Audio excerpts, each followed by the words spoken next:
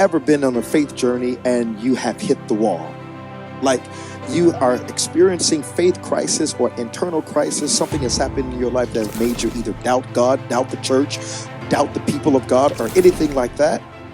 Did you know that that is a part of your faith journey? See, our podcasts on faith journeys are specifically designed to help you walk through the vicissitudes of your own personal faith journeys in life. Don't miss this opportunity to have somebody speak right to the places and the spaces where you are on your faith journey.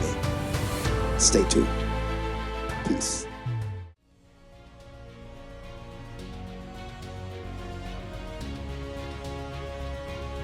Hello, family. This is Pastor Winfield here, and I'd like to welcome you to another faith journey with Pastor Winfield. Listen, this is a wonderful opportunity in this particular podcast to help walk you through the vicissitudes of life that are demanded by faith. That every step of the way, every step in your journey, there are times in which there is tension and more doubt than there is faith and belief. And so I am here to help you walk through those things. This podcast is here to talk about those things in particular that probably every individual deals with in their faith journey. And so look at me and perceive this podcast as a guide more so than anything else, to walk alongside you and help you along the way. Listen, before we get started, I want to tell you that there are some channels that I want you to subscribe to. I want you to subscribe to YouTube and Spotify. If you don't have our app, our TPHFW app,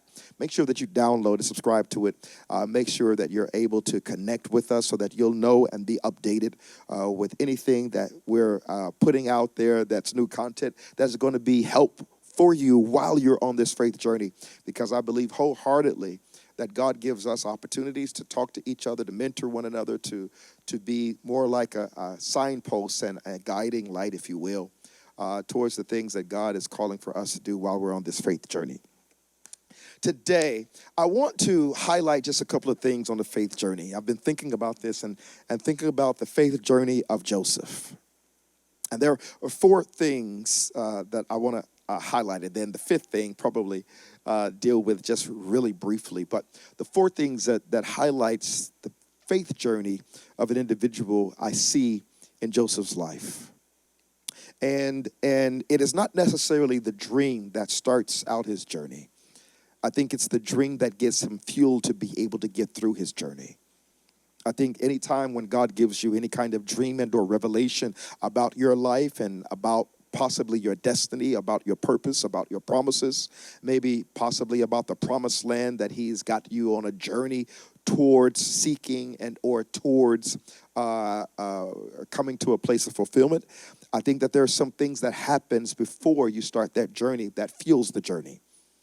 And in the Bible, when God speaks to Potiphar, when God speaks to Joseph and gives him the dream about his life, he is giving him a dream and understanding and a revelation about ultimately what it would look like, almost metaphorically. He gives him the dream of his father and his brother's stars bowing down to his. He gives him a dream about his brother and father's sheaves bowing down to his. And each time the dream seems to imply that there is going to be somewhere in Joseph's future an opportunity for prominence, for leadership, for authority, somewhere along the way that he is going to be able to be a blessing to his family, and somewhere along the way that his family is going to look at him as being a leader and a prominent leader in their lives. And it's a hard thing for them to swallow, because for Joseph, I'm quite sure that he feels like, oh my God, this is a blessing. Oh, wow, this is ministering to me because it encourages me about my journey. For those of you who don't know, Joseph is the younger brother of all his brothers. He is, the older brother to Benjamin, but he is the younger brother to all of the other brothers that is Leah's sons. He is the older brother or the older son of Rachel, but the older brother of Benjamin. Both of them, Joseph and Benjamin, were born to Rachel, the one whom Jacob loved. And the tension between Jacob's love for Joseph versus, and how it's expressed versus the love that he has for the rest of the brothers really creates tension between Joseph and the rest of his brothers. They looked at Joseph as a troublemaker. They looked at Joseph as being daddy's favorite. And as a result, that kind of tension calls for them to not think favorably about Joseph. Think about this then, that the dream and the revelation that God gives to Joseph is separate from the way that the brothers would feel about Joseph. In other words, God does not give, or don't give for that matter, a dream to Joseph because of the issues that his brothers have with him. That means that God, when he gives you a revelation about yourself, it gives you a revelation about your identity and about your journey. It does not matter how people feel about you. It does not matter how people perceive you. It does not matter how people think about you. It does not matter how people talk about you. Which means that God's revelation to you, it's a self-revelation. It is a personal revelation. That revelation comes straight from God, straight from a throne room of God, and nobody can do anything about it. That's the great part about this faith journey, that when God gets ready to reveal to you his heart and his mind, no one can do anything about it. I don't care how they feel about you. Their feelings don't stop God's faithfulness towards you. So now, this is a wonderful time for us then to drill down then that Joseph's journey starts with revelation. Now, revelation is important. Revelation is powerful. It is the very thing that causes us to start on the journey in our particular faiths. It calls for us to know that God has something in store for us. It calls for us to be fueled by that one revelation about how God speaks to us about who we are and who we are called to be and to become. This is a wonderful thing, but because for you, one of the things that you need to ask, if you have not asked God yet, is, God, give me a revelation about how you perceive me. Give me a revelation about how you see me. Give me a revelation about my life that will help me to have fuel for this faith journey. And it is okay to ask for God to give you that revelation. Saul starts his faith journey with this particular revelation when he is knocked off of his horse while he is on the road to Damascus to persecute more Christians. And Jesus gives him a revelation about his own faith journey and tells him about himself and says, Saul, Saul, why do you kick against the goads? Why are you persecuting me? And gives him an understanding about how he would become an instrument in his hand, and then gives that same revelation to Ananias, who's supposed to lay hands upon him for him to receive his sight back. See, I believe that faith journeys must start with revelation. And typically, it's the time that you come to know and understand and realize that there is something greater that you're called to. Something greater that pulls you like gravity towards it and away from other things. Now, you've got to understand that pull, that gravity towards that revelation that God gives you starts you on your journey. Just like it starts Joseph on his journey. Because everything thereafter in Joseph's life is going to be based off of the pull of that promise, the pull of that purpose. The gravitational pull that pulls you into the next things and the next intersections of life that may be confusing to you, but are very important towards you attaining and fulfilling the very thing that God is calling for you to do. So watch the pull. Watch the pull in Joseph's journey, the pull of purpose. If you were to entitle this is called The Pull of Purpose on Your Faith Journey. The pull of purpose causes for Joseph to be pulled into a pit. I know the Bible declares that his brothers, as Joseph is going out, looking on his brothers, checking on his brothers at the behest of his father to check to make sure that the brothers are doing right and not goofing off. Here is Joseph on his way to look at his brothers. His brothers see him coming at a distance and they say, here comes this dreamer. because they know him by not just by his heart or his behavior, they also know him by the dream that he conveyed to them. Notice that the pull of purpose is now going to cause for them to have an ill will plan against Joseph that is going to bring him to the pit. They grab him, they strip him of his coat that his father gave him, and they put him down a pit. That pit is a sign. It is a pit that is a sign of God's purpose for your life, because he is pulled into a pit. I want to suggest to you that it is purpose that pulled him into the pit, not his brothers. His brothers are somewhat of the characters that will drop him in a pit, but there is a gravitational pull of purpose that now brings him to a pit. The pit is the place where you are stripped of where you were, such as to prep you for where you're going. And oftentimes that pit is a lonely place because you're pulled into a pit by yourself. It's isolation. It is separation. It is isolation. It's separating you from what was and is about to bring you into what will be. I want you to highlight in your own heads and your own hearts that maybe the times in your life is that you're in a pit. But remember, the pit is not the ending place. It is a resting place. It is almost like what we would call a pit stop.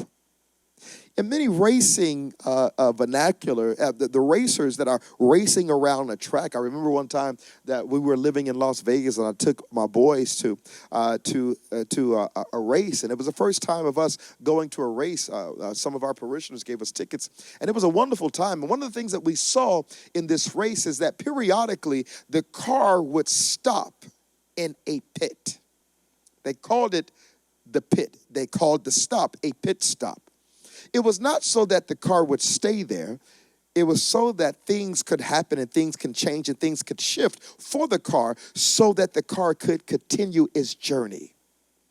Maybe you may be in a pit stop right now where you are perceiving it as a end. God is only looking at it as a pit stop. You may be thinking that the job that you're on, or the career that you have chosen, or the school that you're at, and maybe the church that you're at, maybe the positions of life that you find yourself in is an end to your life, and you are thinking it as it being the end, but God only looks at it as a pit stop. That this is the place and the time in which things are going to be stripped off of you. In a pit stop, they take off the old tires and put on new tires. In a pit stop, they refill and refuel the car with new gas so that you'll have enough fuel to get around the track for a certain amount of laps. This is a pit stop. For Joseph, it was a pit stop. He was stripped of his coat. He was lowered in a pit, and he was placed in a position to wait on the next iteration of people to come into his life, the Ishmaelites, that they would sell him to the Ishmaelites, and the Ishmaelites will then move him down to Egypt.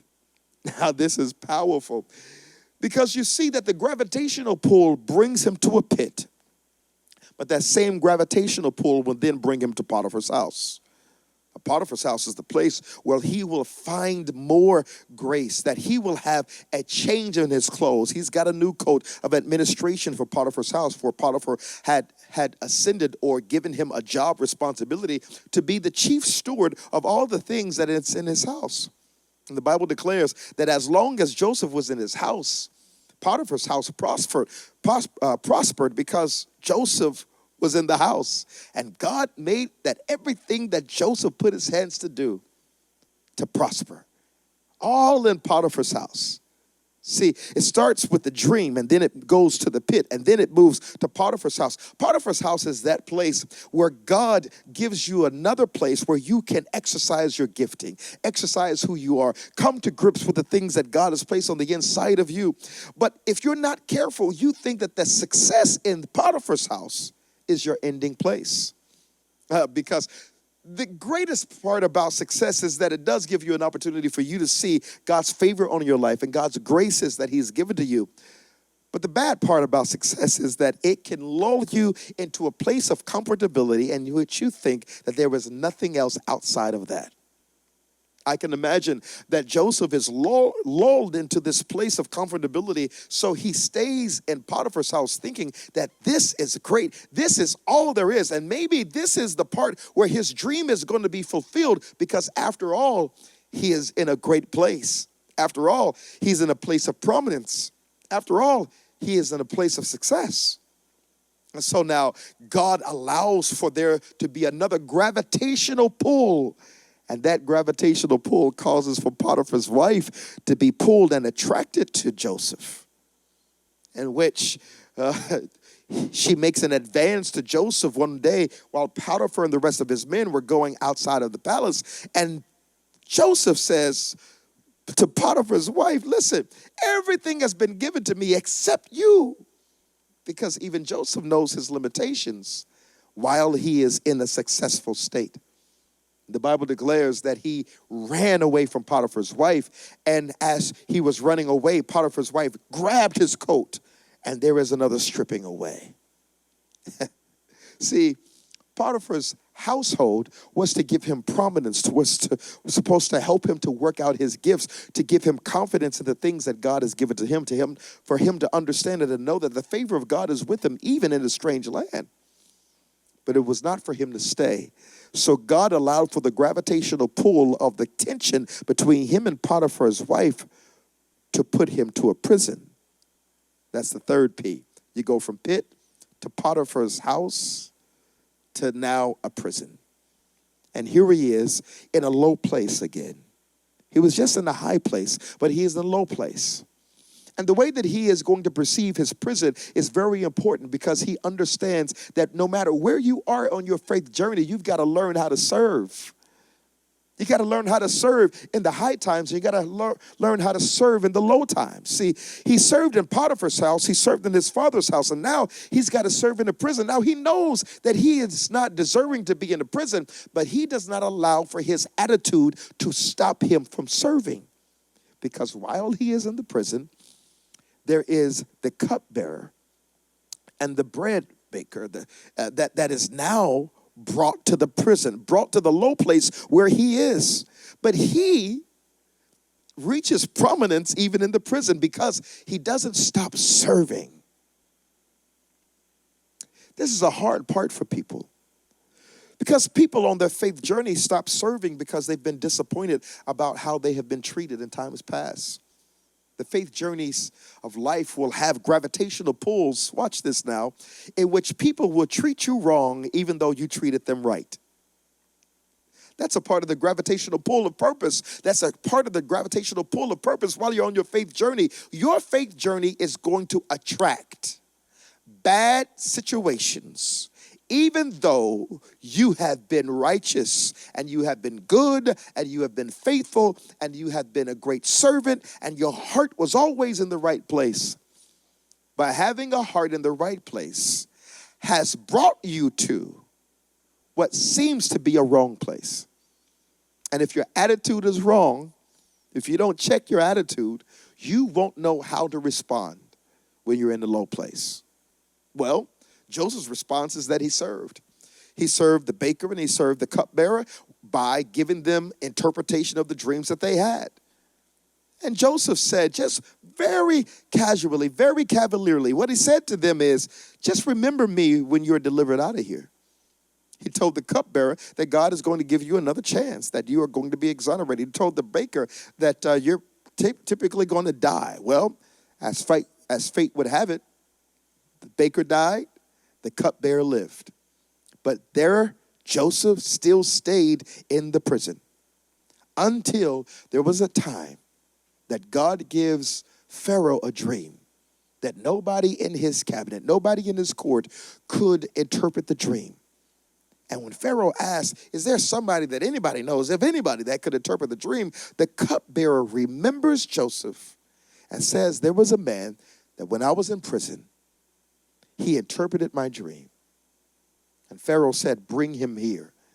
And once again, the prison that seemed to be the ending place for him was just another pit stop for change, for development, and for transformation.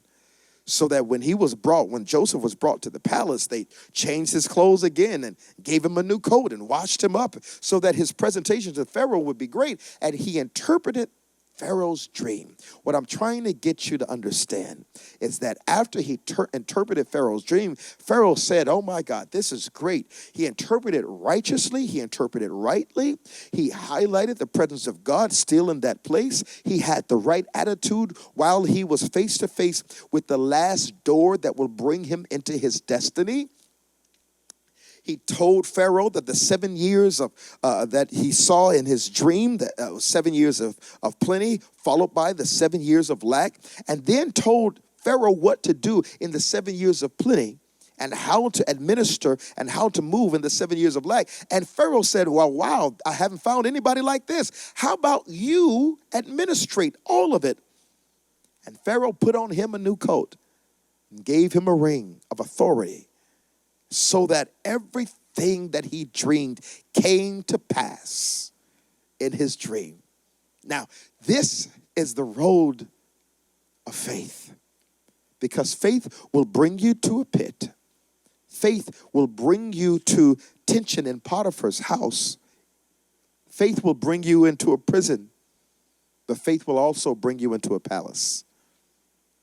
Now, what I didn't say, what I didn't want to leave this podcast by saying is this: on your faith journey, you will have an opportunity to reconcile with people that did you wrong. The first ones are 4 P's: pit, Potiphar, prison, palace. Or even you could say Pharaoh. But the 5th one is not a P. The 5th one is an R, and it's reconciliation. Because while you're in your place of prominence, while you're in your position of power, while your dream is being fulfilled, there is an opportunity for there to be reconciliation and there to be forgiveness and restoration towards old relationships that are coming back to you. See, the dreams that God gave Joseph was not just about his prominence. It was also about the reconciliation with his family.